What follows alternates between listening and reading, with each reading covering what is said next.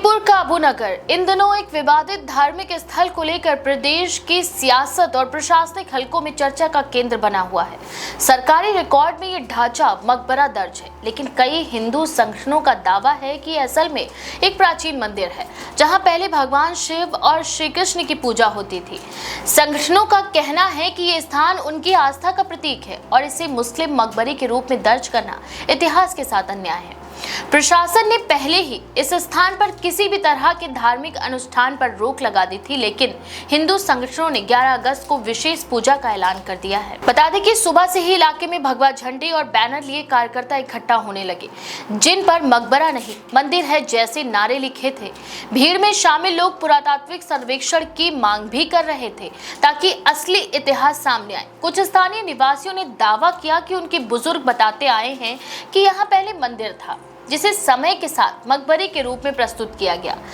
दूसरी ओर मुस्लिम पक्ष का कहना है कि ये 500 साल पुराना मकबरा है जिसे अकबर के पोते ने बनवाया था और यहाँ अबू मोहम्मद बाबू समद की कब्रें हैं। प्रशासन ने संभावित तनाव को देखते हुए इलाके में धारा 144 लागू कर दी। भारी पुलिस बल, पीएससी और प्रशासनिक टीमों की तैनाती की गई है। जिले के बाहर से आने वाले वाहनों की जांच बढ़ा दी गई है और विवादित स्थल की ओर जाने वाले प्रमुख मार्गों पर बैरिकेडिंग की गई। फ्लैग मार्च और ड्रोन निगरानी के साथ पूरे क्षेत्र में सुरक्षा व्यवस्था कड़ी कर दी गई। सुबह के समय प्रदर्शनकारियों को आगे बढ़ने से रोकते हुए कुछ जगह हल्की झड़पें भी हुई, लेकिन कोई गंभीर हिंसा नहीं हुई। भाजपा के फतेहपुर जिला अध्यक्ष मुखलाल पाल ने पहले ही प्रशासन को चेतावनी दी थी कि वे हिंदू संगठनों के साथ मिलकर पूजा करेंगे। मठ मंदिर संरक्षण समिति ने भी ज्ञापन सौंपकर मंदिर को संरक्षित करने और पूजा की अनुमति देने की मांग की। वहीं राष्ट्रीय उलेमा काउंसिल ने प्रशासन को पत्र लिखकर मकबरे के ऐतिहासिक स्वरूप से छेड़छाड़ न करने और शांति बनाए रखने की अपील भी की है। इस पूरे मामले पर राजनीति भी गर्मा गई है। समाजवादी पार्टी के अध्यक्ष अखिलेश यादव ने इसे भाजपा की घटती पहचान का संकेत बताते हुए कहा कि जब भाजपा और उनके सहयोगियों की पोल खुलने लगती है तब सौहार्द बिगाड़ने की कोशिश की जाती है। उन्होंने दोषियों को सजा देने की मांग की और जनता से अपील की कि वे ऐसी हरकतों से न अटके और न ही भटके। अखिलेश के इस बयान पर डिप्टी सीएम ब्रजेश पाठक ने भी पलटवार किया है और सपा कांग्रेस पर फूट डालो हुकूमत करो की नीति अपनाने का आरोप लगाया। उन्होंने कहा कि भाजपा सरकार ने 8.5 साल में दंगों को नियंत्रित किया है जो विपक्ष को बर्दाश्त नहीं हो रहा। पाठक ने दावा किया कि भाजपा तुष्टीकरण की राजनीति नहीं करती और सभी वर्गों के विकास के लिए ही काम करती है। वहीं फतेहपुर की घटना पर ब्रजेश पाठक ने कहा कि सरकार ने दोनों पक्षों को तथ्यों से अवगत कराकर स्थिति नियंत्रण की और 10 थानों की पुलिस, पीएससी व प्रशासनिक तैनाती से इलाके में शांति सुनिश्चित की गई। उन्होंने विपक्ष पर आरोप लगाया कि वह धार्मिक मुद्दों पर तनाव भड़काकर वोट बैंक मजबूत करना चाहता है। वहीं बता दें कि फतेहपुर में अबू नगर रिडैया स्थित नवाब अब्दुल समद मकबरे को ठाकुर जी का मंदिर बताकर तोड़फोड़ और भगवा झंडे फहराने के मामले में पुलिस ने बड़ी कार्यवाही को भी अंजाम दिया है, जिसमें 10 नामजद और 150 अज्ञात लोगों के खिलाफ बीएनएस की गंभीर धाराओं समेत लोक संपत्ति क्षति निवारण अधिनियम और क्रिमिनल लॉ एक्ट के तहत एफआईआर दर्ज की गई है। फतेहपुर में इस वक्त स्थिति नियंत्रण में है, लेकिन विवादित स्थल के चारों ओर पुलिस का कड़ा पहरा भी है। प्रशासन संवेदनशील धार्मिक भावनाओं को संतुलित रखते हुए कानून व्यवस्था बनाए रखने की कोशिशों में भी जुटा हुआ है। आइए जानते हैं फतेहपुर के जनप्रतिनिधियों और धार्मिक व्यक्तियों का इस पर क्या कहना है और उनकी क्या राय है। न्याय अत्याचार नहीं चलेगा इस देश में। इस देश की आजादी में हमारे पूर्वजों का हाथ है। सब लोगों ने मिलकर इस देश को आजाद कराया है। ये देश किसी एक का नहीं है, न ये देश सामंतवादियों का है, न ये देश मनवादियों का है। ये देश सबका है। इस देश में सबको जीने का अधिकार है, इसलिए समानता का व्यवहार सरकार को रखना चाहिए। और मैं कहना चाहता हूँ पुलिस।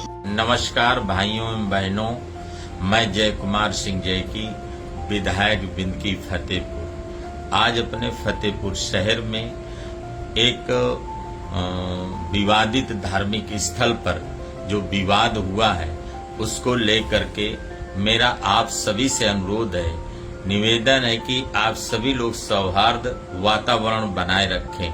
हमारी पुलिस प्रशासन पूरी तरह से मुस्तैद है और प्रशासन ठीक से काम कर रहा है।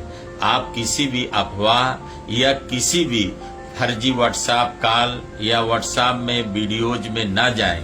हमारा जो भी फतेहपुर की पहचान है, हमारी आपसी भाईचारा और आपस में सौहार्द बना के रहने का जो है उसे बनाए रखें। आप सबसे यही अनुरोध है, यही अपील करता हूँ, निवेदन करता हूँ कि फतेहपुर की जो पहचान है, आपसी भाईचारा बना रहे, इसको कायम रखें।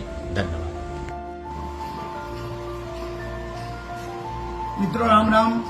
मैं मुखलाल पाल, जिला अध्यक्ष भारतीय जनता पार्टी फतेहपुर।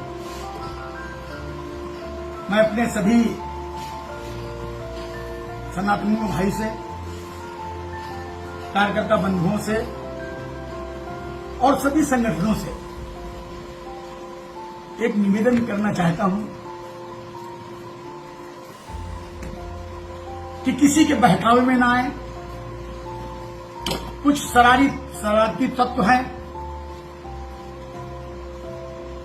जो लोग माहौल को बिगाड़ना चाहते हैं। ऐसे लोगों से शांत रहें। अगर किसी से कोई बात है, कोई उकसावे का काम कर रहा है, तो अपने जिम्मेदार पदाधिकारी से बतावें, मुझसे बतावें, लेकिन किसी के उकसावे में मत आए। शहर को शांति और सुखमय बनाने में आप सहयोग करें।